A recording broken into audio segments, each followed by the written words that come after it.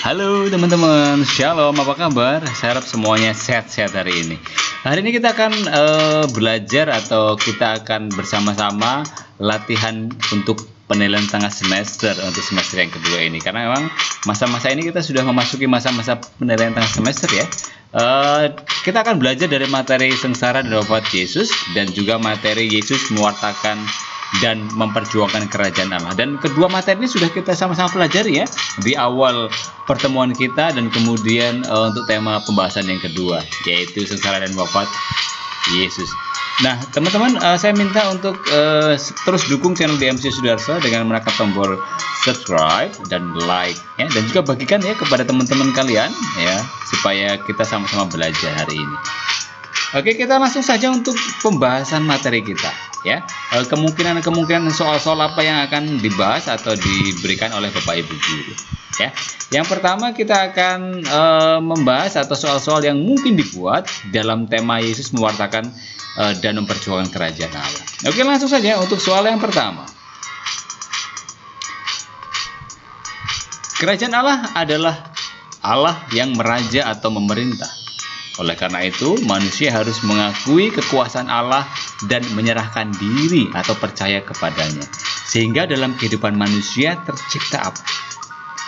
Apakah tercipta kebenaran, keadilan, kesejahteraan, dan kedamaian? Atau peperangan dan kebencian? Atau iri hati dan perselisihan?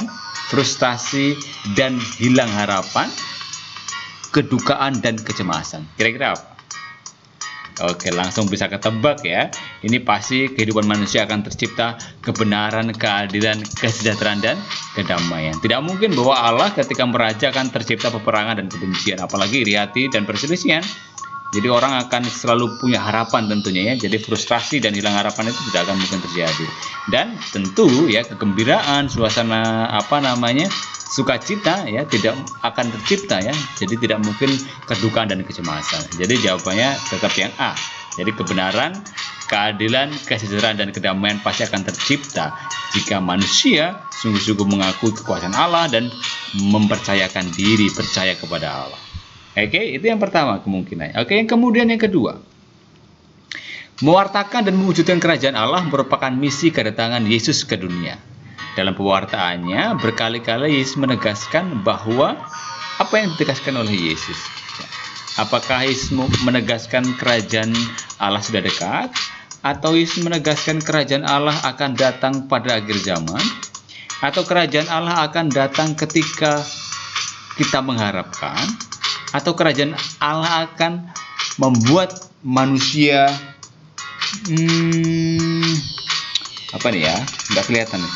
Atau yang E, kerajaan Allah adalah tentang keabadian. Kira-kira apa jawabannya?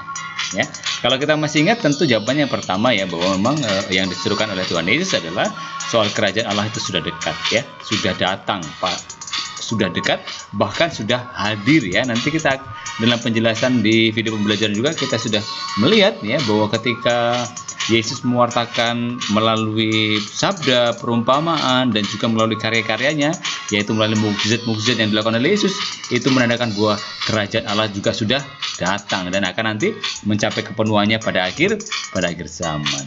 Oke, jadi jawabannya yang A ya. Jadi bukan soal yang ditekankan adalah kerajaan Allah akan datang pada akhir zaman, tapi memang kerajaan Allah sudah hadir ya, sudah meraja. Ya, apalagi tentu ya dalam kehidupan kita sehari-hari, kalau kita memang sudah menjalankan apa yang Tuhan Allah perintahkan kepada kita, maka Allah juga sudah meraja ya. Jadi yang A jawabannya. Jadi yang kemudian yang berikutnya, paham kerajaan Allah yang menyatakan bahwa kerajaan Allah hadir ketika kerajaan Israel yang merdeka dan bebas dari penjajahan Romawi, bebas dari penjajahan kaum kafir, adalah paham kerajaan Allah yang bersifat apa.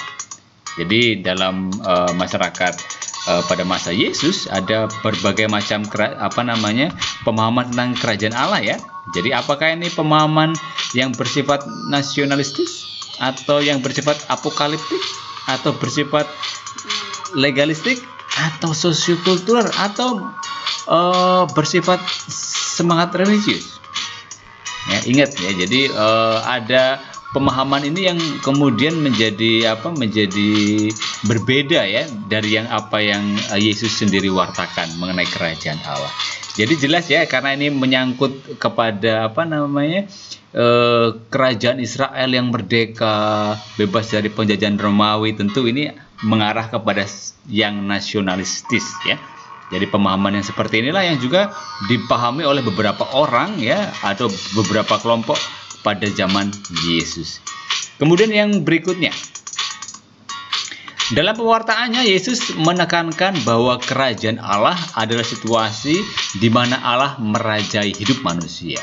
Allah meraja terutama dalam diri Yesus, terutama nampak melalui apa kira-kira?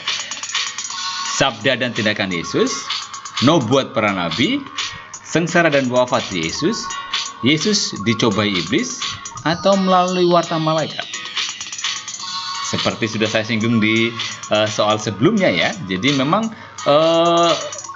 kerajaan Allah, atau di situ dikatakan ya, di soal itu Allah meraja terutama dalam diri Yesus ya, terutama nampak melalui jelas ya, karena ini peristiwa Yesus, jadi melalui sabda dan tindakan Yesus. Sabda Yesus yang diwartakan melalui perumpamaan, melalui tindakan mukjizat ya, menyembuhkan orang sakit, membangkitkan orang mati, bahkan Yesus sampai membangkitkan Lazarus dan juga anak janda di Nain ya. Itu merupakan sekali lagi Allah sudah meraja ya melalui karya dan tindakan Yesus.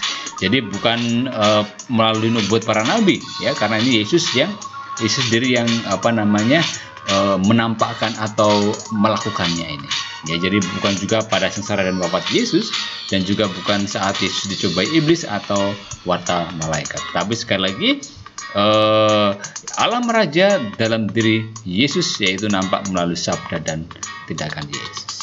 Oke. Kemudian yang berikutnya, paham kerajaan Allah pada masa Yesus ada bermacam-macam. Paham kerajaan Allah yang diperjuangkan kaum Zelot adalah paham kerajaan yang seperti apa? Apakah paham kerajaan Allah yang bersifat nasionalis, atau paham kerajaan Allah bersifat apokaliptik, atau paham kerajaan Allah bersifat legalistik, atau paham kerajaan Allah bersifat sosiokultural, atau paham kerajaan Allah bersifat semangat religius ya. Jadi ini kaum Zelot ini ada kaitannya dengan dengan pemberontakan ya. Jadi pemberontakan melawan penjajah terutama ya. Jadi ini lebih kepada ingin dikatakan tadi, ingin supaya Israel itu bebas dari penjajahan. Nah, ini lebih mengarah kepada paham yang bersifat nasionalistis ya, karena mereka mau terbebas dari pemerintahan kafir kaum Romawi yang tidak mengenal Tuhan ya. Bukan juga ini yang dipahami bukan yang bersifat apokaliptik atau berkaitan dengan akhir zaman ya, atau bersifat legalistik atau sosiokultural maksud saya. Jadi sekali lagi ini jelas paham yang diperjuangkan oleh kaum Zelot yaitu yang bersifat nasionalistis. Kemudian yang berikutnya, Allah meraja terutama dalam diri Yesus ya, terutama melalui sabda dan tindakannya, menyatakan bahwa kerajaan Allah sudah datang dan akan mencapai kepenuhannya pada kapan ya. Jadi kerajaan Allah akan mencapai kepenuhannya kapan? Pada akhir zaman, atau akhir hidup manusia, atau saat manusia mau bertobat, atau saat manusia rela berbuat baik, atau bahkan saat tidak ada lagi perselisihan ya. Tadi juga sudah saya singgung di awal ya, jadi langsung ketemu jawabannya kira-kira ya. Jadi kerajaan Allah itu akan memang mencapai kepenuhannya pada akhir zaman ya, ketika Yesus datang untuk kedua kalinya ya, di akhir zaman nanti, dan bukan pada saat akhir hidup manusia. Dan juga kerajaan Allah tidak datang atau mencapai kepenuhannya itu saat manusia mau bertobat ya. Jadi manusia bertobat memang nanti bisa dikatakan orang kembali ke jalan Tuhan ya. Di situ ada suasana pertobatan, ada suasana kerajaan Allah, tapi bukan pada sampai kepenuhannya. Jadi kepenuhannya itu tetap nanti pada akhir zaman. Oke. Yang berikutnya, Seperti dikatakan dalam Injil Matius bab 25 ayat 31 sampai 45, bahwa mereka yang melaksanakan tindakan kasih masuk ke dalam kerajaan Allah. Maka kerajaan Allah terkait dengan penghakiman terakhir, dan ukuran penghakiman itu adalah apa? Apakah ukurannya itu tindakan kasih, atau pertobatan manusia, atau sukacita, atau kebohongan, atau kebaikan Tuhan? Ukurannya apa sebetulnya? Ya, coba tebak yang mana? Ya, tentu yang paling tepat adalah tindakan kasih. Ya, karena memang kalian kalau ingat ya, Yesus pernah mengatakan, jika engkau melakukan hal yang paling kepada orang yang paling hina ini, engkau melakukannya ini untuk aku. Ya, ketika kamu melihat aku telanjang, apakah kamu memberi aku pakaian? Ketika aku dalam penjara, apakah engkau melawat aku? Ketika aku lapar, apakah engkau memberi aku makanan?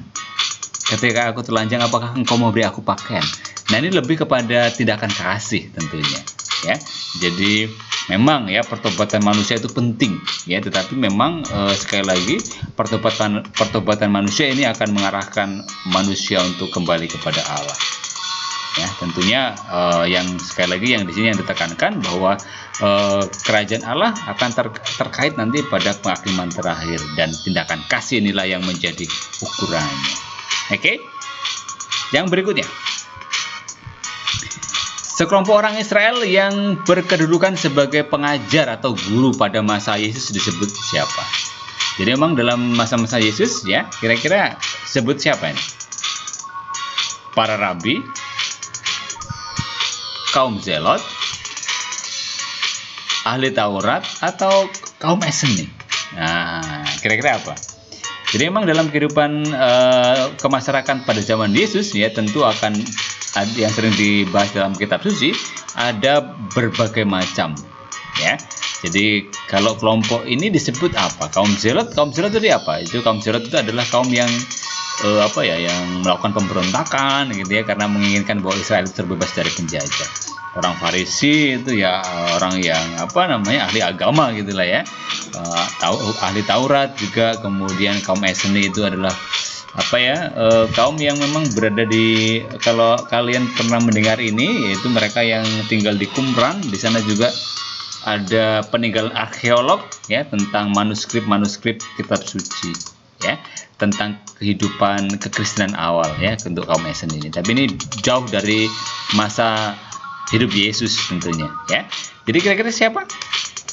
Iya, yang A ya, para rabi jelas ya, bukan kaum Zelot, bukan orang Farisi atau ahli Taurat ya, karena mereka mempunyai kewenangan untuk mengajar.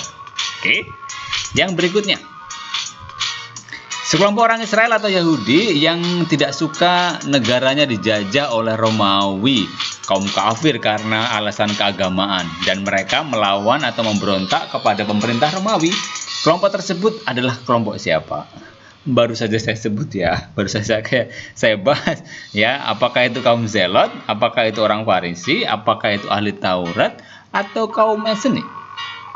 Oke, jelas ya, kaum Zelot ya, yang menginginkan, yang memahami bahwa kerajaan Allah itu bersifat nasionalistis ya, ketika bangsa Israel sungguh-sungguh terbebas dari segala penjajahan ya. Jadi itu jawabannya adalah kaum Zelot tentunya ya. Mereka adalah kelompok orang-orang Israel ya, orang Yahudi yang memang tidak suka bahwa negaranya dijajah oleh kaum Romawi, oleh pemerintah Romawi.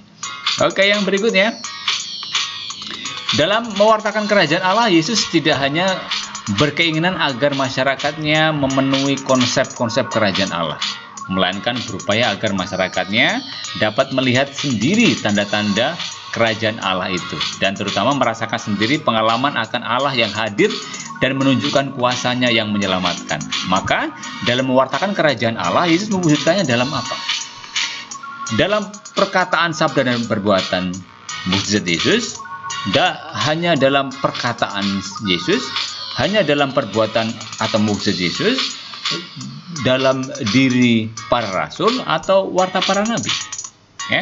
Seperti disinggung di awal bahwa memang kerajaan Allah itu sudah hadir ya ketika Yesus bersabda dan berkarya ya, melalui perkataan dan melalui perbuatan. Perkataan ini adalah pengajaran Yesus yang disampaikan dalam banyak cara, ya, terutama yang banyak digunakan adalah menyampaikan perumpamaan-perumpamaan, entah itu melalui perumpamaan benih yang jatuh, penabur, kemudian perumpamaan tentang biji sesawi, perumpamaan tentang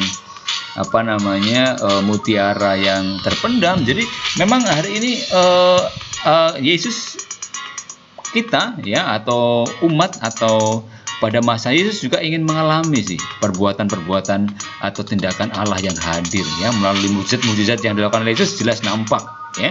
Jadi ketika orang yang buta dapat melihat, kemudian ketika orang yang lumpuh bisa berjalan, terus kemudian orang yang sakit kusta tahir, itu merupakan pengalaman umat, di mana umat betul-betul merasakan bahwa yang dikatakan Yesus itu benar adanya.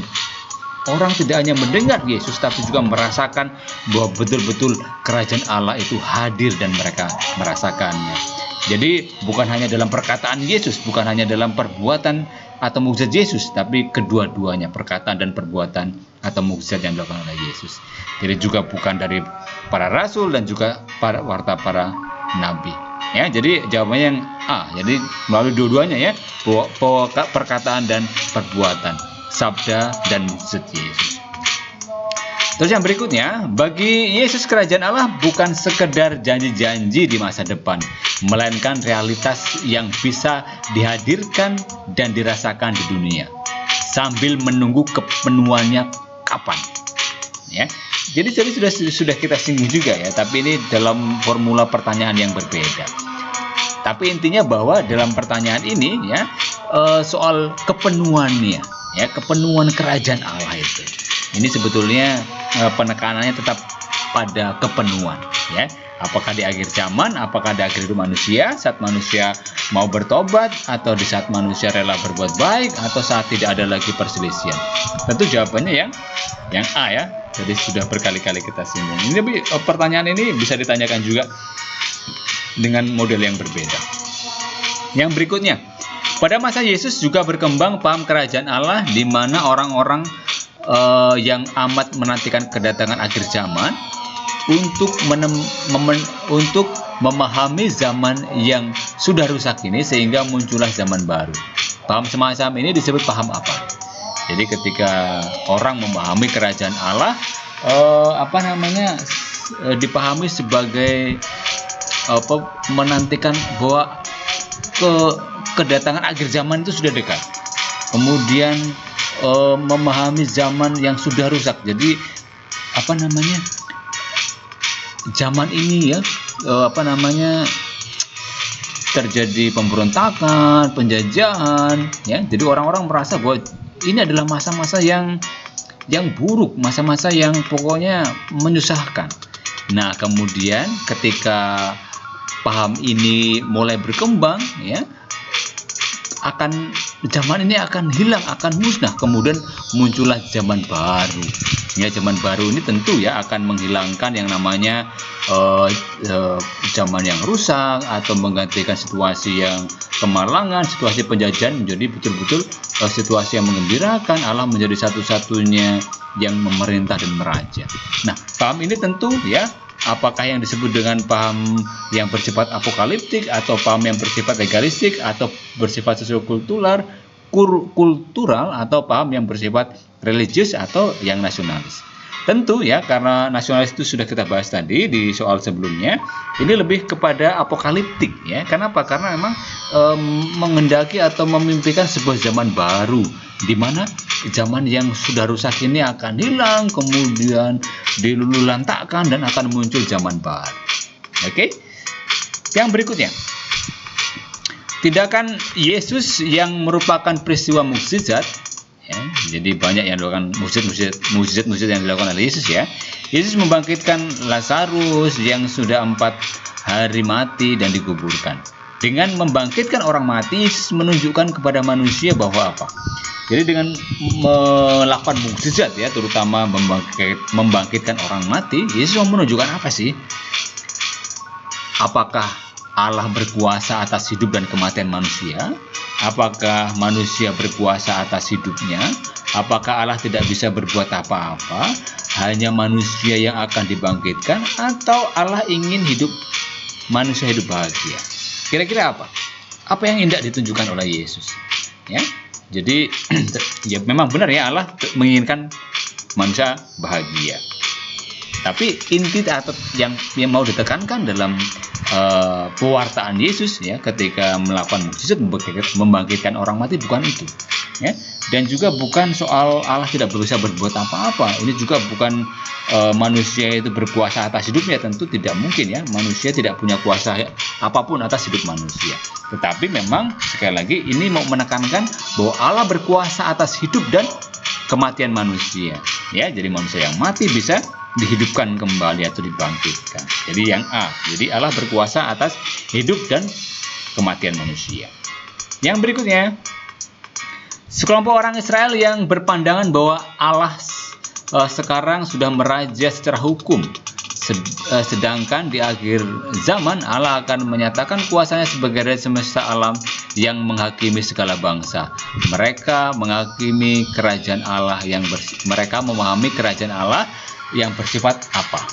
Ya, kalau tadi sudah dibahas soal paham apokaliptik ya, bahwa nanti akan ada zaman baru ya. Kalau ini lebih kepada zaman di mana pada akhir zaman Allah akan menyatakan kekuasaannya dan menjadi raja yang menghakimi segala bangsa. Ini bersifat apa ya? Legalistik, nasionalistis, apokaliptik, atau sosiokultural, atau semangat religius? Ya, tentu ya, karena nasionalis tadi sudah, kemudian apokaliptik juga tadi sudah. Ya, ini lebih tepatnya yang legalistik ya. Oke. Yang berikutnya, dalam perjuangannya mewartakan dan mewujudkan kerajaan Allah, Yesus tidak hanya menyampaikan pengajarannya melalui kata-kata maupun perumpamaan, melainkan juga melalui tindakan konkret atau mukjizat. Perumpamaan itu diambil dari hal-hal yang sangat dekat dengan dunia pendengarnya, misalnya dengan menggunakan simbol penabur, biji sawi, dan lain sebagainya. Tujuan Yesus menggunakan perumpamaan itu apa sih? Kalau dalam pengajaran, apakah agar siapapun yang mendengar dapat mengerti kehendak Allah yang tersembunyi di balik perumpamaan tersebut, atau agar tidak mudah dipahami, atau agar pesan tetap tersembunyi, atau agar manusia terus mencari makna perumpamaan, atau agar Allah terus bekerja dalam diri manusia? Kira-kira apa? Ya, tentu ya bahwa Tuhan Yesus menyampaikan perumpamaan yang begitu dekat supaya mudah dipahami oleh pendengarnya. Jadi siapapun yang mendengar ya mudah mengerti kehendak Allah yang tersembunyi di balik perumpamaan itu. Ya, karena apa? Karena disampaikan dengan bahasa yang sangat dekat ya. Entah itu tentang seorang penabur, biji sawi, soal menjala ikan, itu kan ya. Jadi bukan malah supaya sulit dipahami atau memang menyembunyikan pesan, atau supaya ada kerjaan aja lah, supaya manusia terus mencari-cari terus makna perumpamaan itu apa ya. Tentu sekali lagi jelas ya, tujuan Yesus menggunakan perumpamaan itu agar mudah dipahami oleh pendengar. Oke, jadi yang A ya. Yang berikutnya, perkataan atau sabda Yesus menjelaskan atau menerangkan perbuatan-perbuatannya. Sebaliknya, perbuatan Yesus mewujudkan perkataannya, seperti dikatakan dalam Injil Matius bab 11 ayat 5-6 dan Injil Lukas bab 11 ayat 5-6. Hal tersebut mengungkapkan bahwa perkataan dan perbuatan Yesus merupakan apa? Ya, merupakan apa? Apakah satu kesatuan yang tak terpisahkan? Atau Yesus hanya melakukan mukjizat tanpa bersabda? Atau sabda dan perbuatan Yesus merupakan hal yang terpisah? Atau perbuatan Yesus tidak bisa dijelaskan dengan kata-kata? Atau hal yang saling bertolak belakang? Ya, jadi ini sebuah kesimpulan dari pernyataan yang awal tadi ya. Kira-kira apa?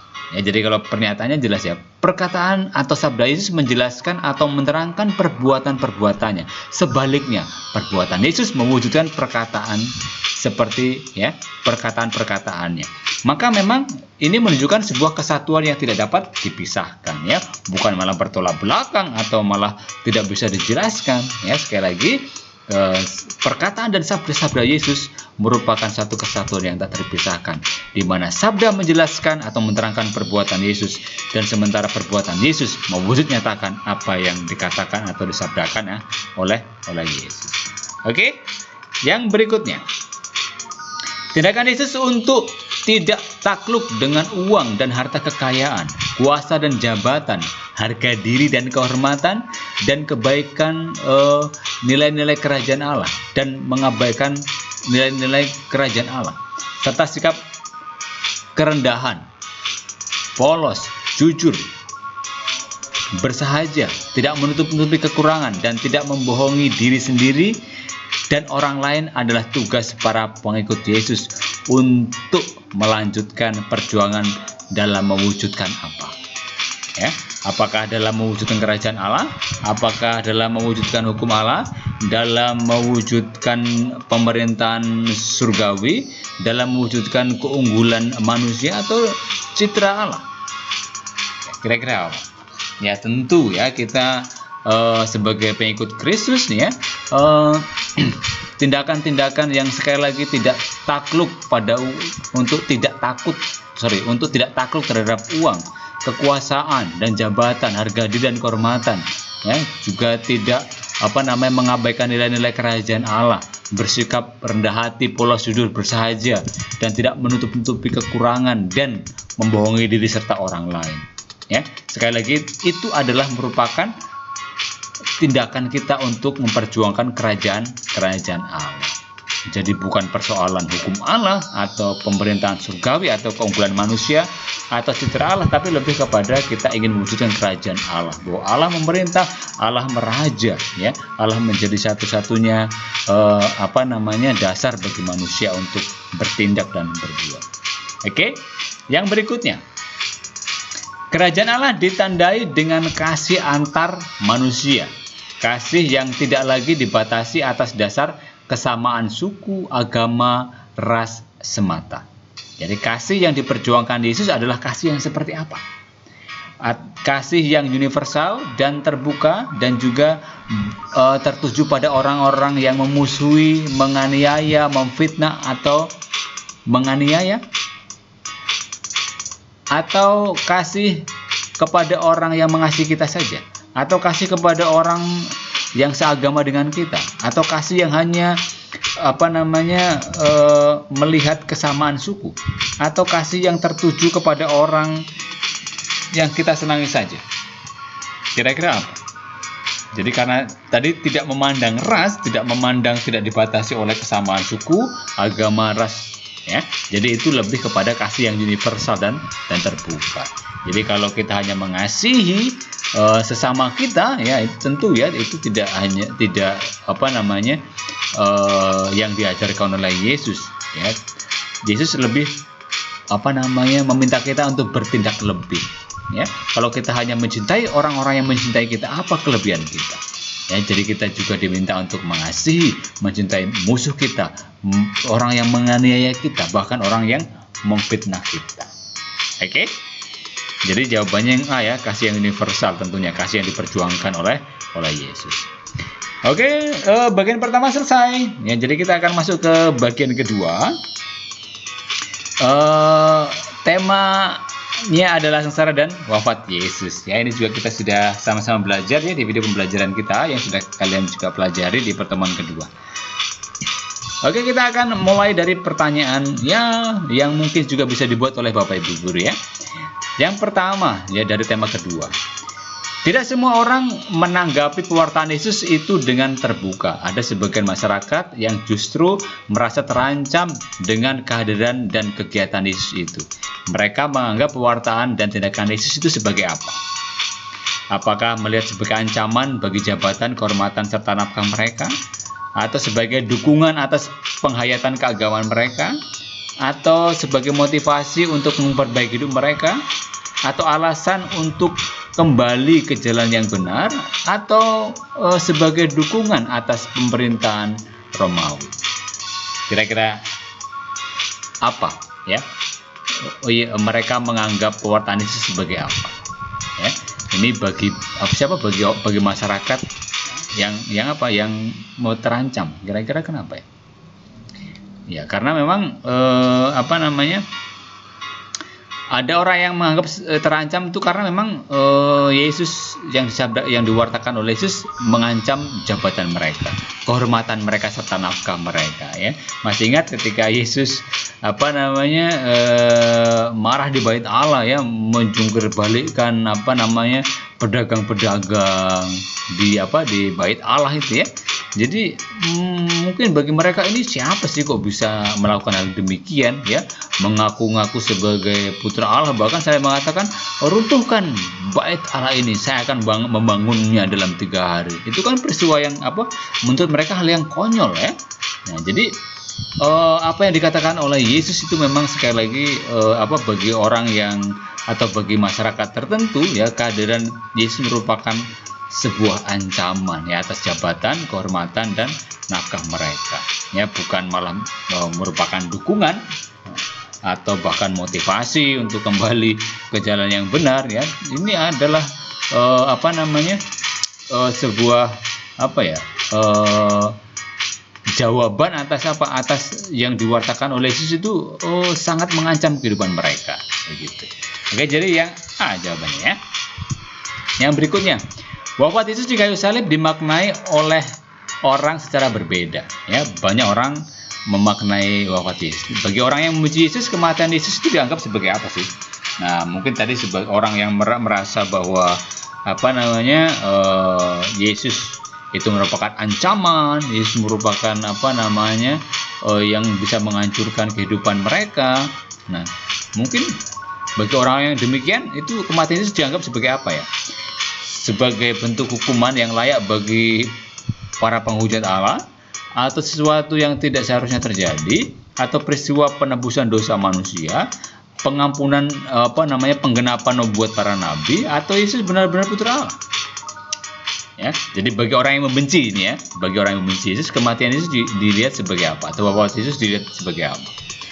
Ya tentu, ya, karena orang yang membenci Yesus akan melihat bahwa Yesus itu penghujat Allah.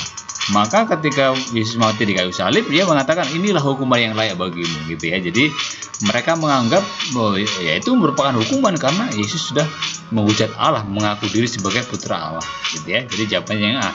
Jadi bukan malah membenarkan bahwa Yesus benar-benar putra Allah, begitu, ya, wafat Yesus di kayu salib itu. Tapi memang bagi orang-orang yang benci Yesus itu menganggap kematian Yesus sebagai hukuman yang layak bagi para penghujat Allah. Yang berikutnya, konsekuensi atas tugas perutusan Bapa untuk mewartakan dan mewujudkan kerajaan Allah bagi Yesus itu apa?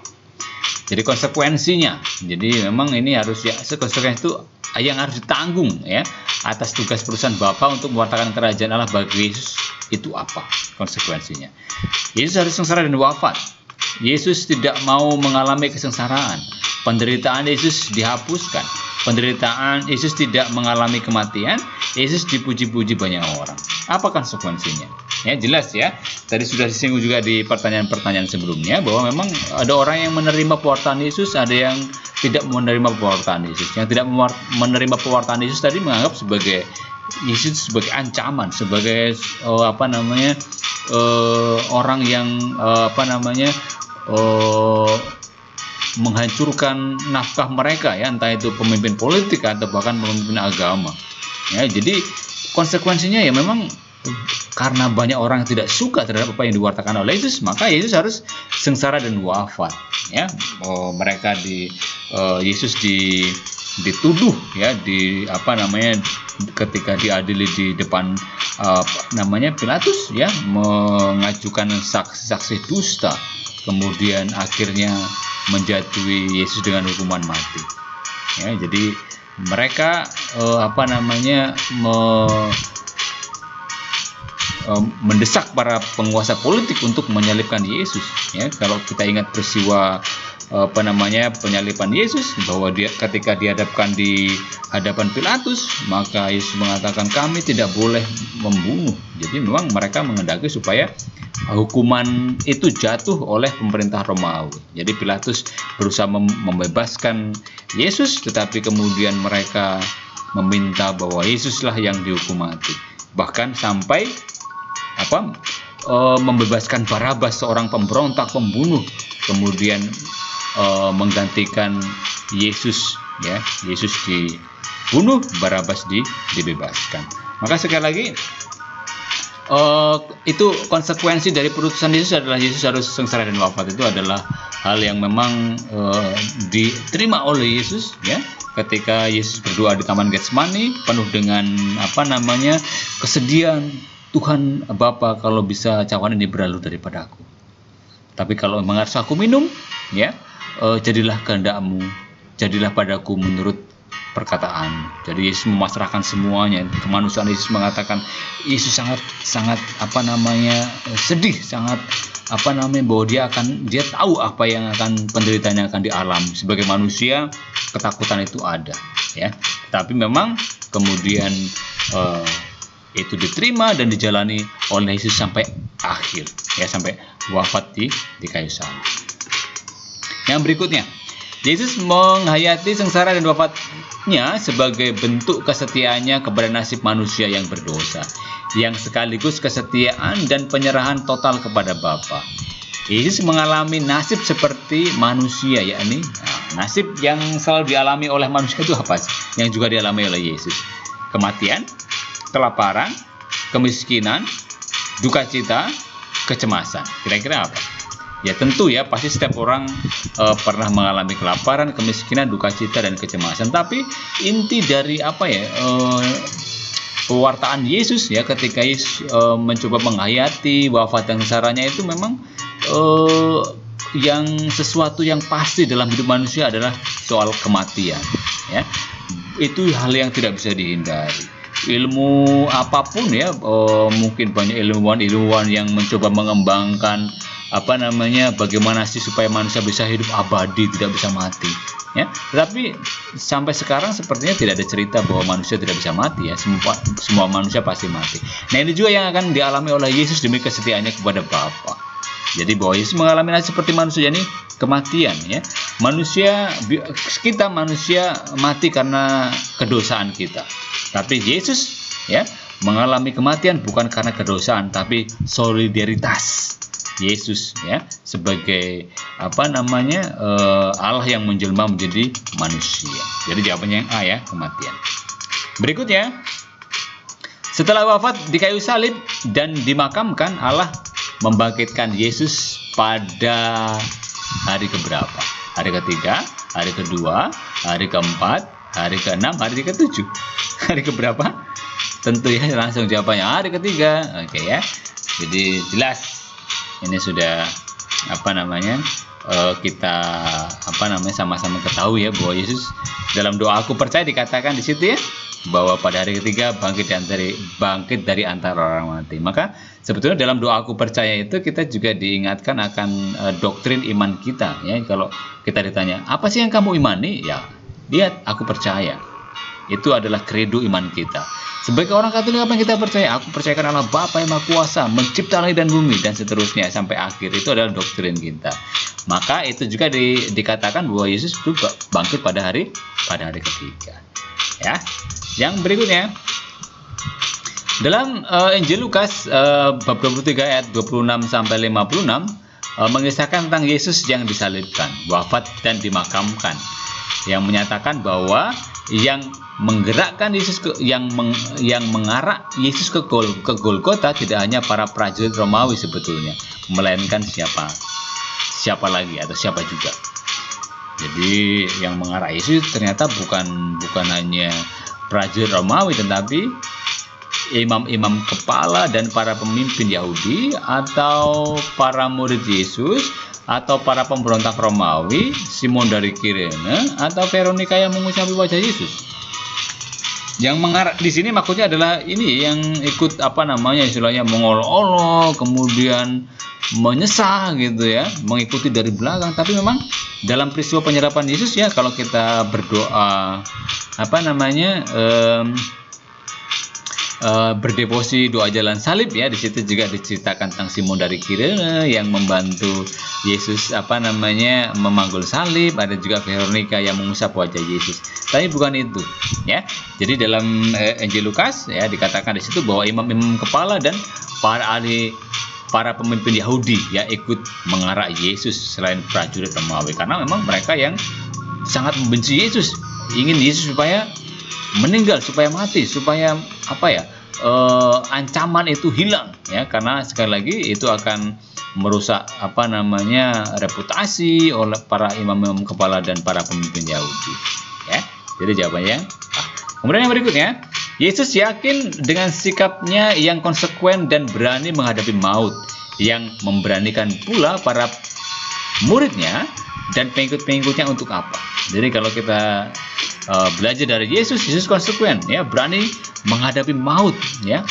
Jadi kalau kita sebagai pengikutnya apa ya, membuat kita untuk berani mewartakan dan memperjuangkan kerajaan Allah walaupun harus mempertaruhkan nyawa, atau lari dari kenyataan, atau bersikap antipati terhadap penderitaan, atau menolak kebahagiaan, atau bahkan berjuang untuk diri sendiri ya.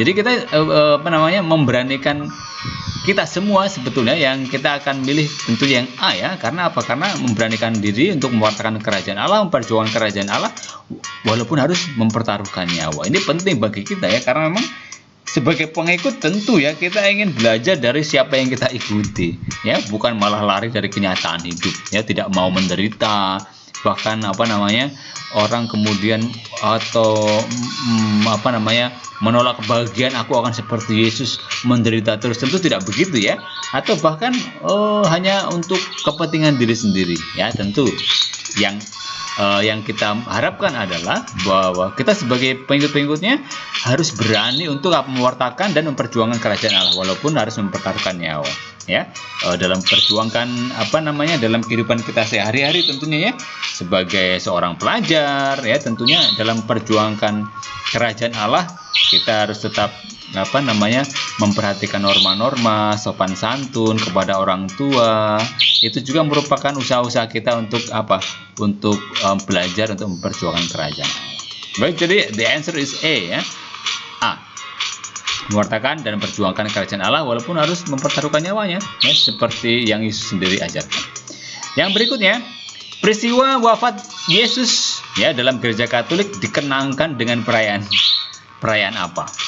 Ya, jadi dalam gereja Katolik ada tradisi bahwa kita akan merayakan peristiwa wafat Yesus, dikenal sebagai peristiwa apa? Jumat Agung, Minggu Palma, Kamis Putih, Sabtu Sepi, atau Rabu Abu? Iya, Jumat Agung tentu jawabannya ya, karena Minggu Palma itu adalah peristiwa di mana Yesus diarak atau disambut di kota Yerusalem. Kalau Kamis Putih itu adalah peristiwa di mana memperingati perjamuan terakhir Tuhan Yesus ya. Sabtu Sepi itu kita memperingati bahwa setelah Yesus wafat ya, itu hari Sabtu kita masuk ke dalam, kalau dalam bahasa liturginya itu kita masa-masa sepi ya, karena Yesus kita hayati sebagai masih di dalam kubur ya. Kemudian hari Rabu Abu itu adalah mengawali masa Prapaskah kita ya, masa pantang dan puasa. Jadi jawabannya yang A ya, Jumat Agung. Yang berikutnya, setelah wafat dan dimakamkan, Yesus bangkit dari kematian. Peristiwa ini kita peringati sebagai hari raya apa? Apakah Paskah, Pentakosta, Kamis Putih, Sabtu Sepi, atau Rabu Abu? Ya, tentu bukan Rabu Abu ya. Tadi sudah dijelaskan, itu juga bukan Kamis Putih, juga bukan Pentakosta. Pentakosta itu adalah peristiwa atau peringatan Roh Kudus turun atas para rasul.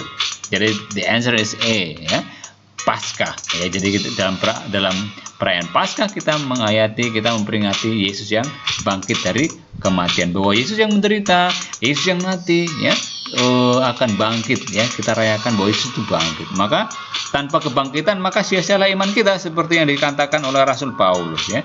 Jika Yesus tidak bangkit, Yesus kita imani tidak bangkit, maka sia-sialah iman kita ya. Jadi karena kebangkitan inilah kemudian nampak bahwa sungguh Allah yang menjelma menjadi manusia ya, memberikan contoh dan teladan, mengajarkan ya melalui sabda dan karya, mukjizat-mukjizat Yesus ya, ingin menghadirkan bahwa Allah sungguh meraja dalam kehidupan manusia. Yang berikutnya, mereka yang menolak ajaran Yesus dengan berbagai cara berusaha menjebak dan melemahkan pengaruh pewartaan Yesus. Bahkan dengan kejam beberapa kali mereka berusaha untuk apa sih? Ya, membunuh Yesus, menyingkirkan para murid Yesus, memilih diam dan mengikuti Yesus, mempengaruhi para rasul untuk meninggalkan Yesus, atau mengusir Yesus dari tempat asalnya. Ya, tentu ya, ini karena mereka yang menolak, tentu ya mereka berusaha beberapa kali untuk membunuh Yesus ya. Ingat ketika Yesus diarak sampai di tepi bukit ya, hendak didorong gitu ya supaya jatuh dari bukit. Nah, tiba-tiba Yesus kemudian hilang dari tengah-tengah mereka ya. Jadi ini peristiwa di mana orang-orang yang tidak menerima ajaran Yesus itu berusaha untuk berkali-kali membunuh Tuhan Yesus ya. Kemudian berikutnya, sengsara dan wafat Yesus terjadi menjelang perayaan Paskah Yahudi. Nah, Paskah Yahudi adalah perayaan untuk memperingati peristiwa apa? Jadi kalau Paskah yang kita rayakan adalah kita memperingati kebangkitan Tuhan Yesus. Tapi kalau Paskah Yahudi memperingati apa ya? Memperingati pembebasan bangsa Israel dari perbudakan bangsa Mesir, atau memperingati kebangkitan Tuhan Yesus, atau memperingati Yesus yang naik ke surga, atau memperingati turunnya Roh Kudus atas para rasul, atau turunnya roti mana dari surga bagi umat Israel. Gimana? Yang mana nih? Ya tentu ya, yang karena ini berkaitan dengan Paskah Yahudi, ya ini tentu berkaitan juga dengan pembebasan bangsa Israel keluar dari perbudakan Mesir ya, yang dipimpin oleh Nabi Musa ya. Nabi Musa memimpin bangsa Yahudi keluar dari tanah Mesir ya. Jadi ini bukan peristiwa pengenangan kebangkitan Tuhan Yesus, bukan juga Yesus yang naik ke surga, tapi lebih kepada pengenangan peristiwa pembebasan bangsa Israel dari perbudakan bangsa Mesir ya. Kemudian berikutnya, selesai perjamuan malam dengan para rasul, Yesus mengajak beberapa murid untuk berdoa di taman apa ya? Setelah perjamuan malam terakhir dengan para rasul, Yesus di taman apa? Di taman Getsemani, gunung apa, di Tabor atau di Eden atau di Galilea atau di Nazaret? Ya, taman apa? Iya, taman Getsemani tentunya ya. Jadi Tabor itu adalah nama gunung di mana Yesus dipermuliakan. Eden itu ketika Adam dan Hawa diciptakan ya, di Taman Eden. Galilea itu nama sebuah daerah. Kemudian Nazaret itu tempat di mana Yesus dilahirkan. Jadi tentu di taman Getsemani ya. Yang berikutnya, pada zaman Yesus situasi Palestina tidak tentram. Selalu ada usaha-usaha untuk melawan pemerintah Romawi. Seperti yang dilakukan oleh siapa? Orang-orang Zelot, ahli Taurat, orang-orang Farisi, tua-tua Yahudi, atau ahli kitab. Tentu ya, seperti yang sudah kita bahas di awal ya, tentunya ini berkaitan dengan kaum Zelot yang ingin selalu merdeka ya, istilahnya dari penjajahan. Yang mereka berusaha memberontak ya, kaum Zelot atau orang-orang Zelot ya. Jadi bukan ahli Taurat, bukan orang-orang Farisi atau tua-tua Yahudi. Oke, yang berikutnya, para pejabat pemerintahan yang berkuasa pada zaman Yesus ya, secara umum pemerintah dikendalikan sepenuhnya oleh siapa pada zaman Yesus? Oleh pemerintah penjajah Romawi, atau pemerintah Yudea, pemerintah Galilea, pemerintah Palestina, atau pemerintahan Pontius Pilatus? Tentu ini semuanya seperti kita bahas sebelumnya ya, yang juga mendapat perlawanan dari orang-orang Zelot ya, atau kaum Zelot adalah pemerintah penjajah Romawi. Jadi mereka mempekerjakan para pemungut cukai, harus membayar pajak ya. Jadi memang semuanya di atas kendali pemerintahan penjajahan Romawi ya. Yudea, Galilea, Palestina itu hanya sekedar daerah ya yang di bawah penjajahan Romawi. Oke. Jadi yang A. Yang berikutnya. Berikut ini yang merupakan yang bukan merupakan makna sengsara dan wafat Yesus bagi kita ya, bagi murid Yesus. Wafat Yesus untuk menebus dosa-dosa orang tertentu saja ya. Jadi wafat Yesus hanya untuk orang-orang tertentu saja, atau wafat Yesus sebagai tanda ketaatan dan kesetiaannya kepada Bapa. Wafat Yesus adalah tanda solidaritas dengan manusia.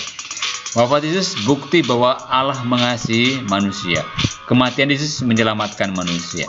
Tentu yang bukan merupakan makna sengsara dan wafat Yesus adalah yang A ya, karena memang wafat Yesus untuk menebus dosa orang tertentu tentu tidak ya, karena memang untuk keselamatan seluruh manusia. Jadi memang yang bukan itu ya, yang A. Kemudian berikutnya, sengsara dan wafat Yesus merupakan tanda terbesar kasih Allah kepada manusia. Dikatakan dalam Injil Yohanes bab 3 ayat 16, di situ dikatakan karena begitu besar kasih Allah akan dunia ini, sehingga Ia telah mengaruniakan anaknya yang tunggal, supaya setiap orang yang percaya kepadanya tidak binasa, melainkan memperoleh apa? Hidup yang kekal, harta melimpah, terbebas dari segala penyakit, kebahagiaan di dunia, banyak saudara. Ya, kira-kira apa? Jadi ketika orang yang percaya kepadanya tidak akan binasa, ya. Tentu ya, kalau tidak akan binasa, pasti akan memperoleh kehidupan yang kekal. Ya, jadi jawabannya yang A. Jadi bukan soal harta, bukan soal terbebas dari penyakit, ya, bukan soal kebahagiaan di dunia, tapi memang untuk kehidupan yang kekal. Oke, demikian latihan PTS kita ya. Semoga ini menjadi pembelajaran kita untuk dua materi awal, yaitu tentang apa sengsara dan wafat Yesus, dan Yesus mempertahankan dan memperjuangkan kerajaan Allah.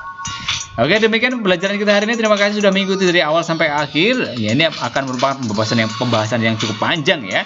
Tapi at least kita sudah belajar, we learn something ya. Semoga ini dapat memperdalam pembelajaran kita ya. Sampai ketemu ya teman-teman untuk di video pembelajaran berikutnya, di materi-materi berikutnya. Jangan lupa terus dukung channel DMC Sudarso dengan menekan tombol subscribe dan like ya. Jadi kalau suka ya, kalau nggak suka ya nggak apa-apa sih. Tapi at least kita sudah belajar bersama-sama hari ini. Terima kasih sekali lagi. Tuhan memberkati. God bless you. Tetap jaga kesehatan. Tuhan memberkati. Selamat mempersiapkan untuk penilaian tengah semester. God bless you.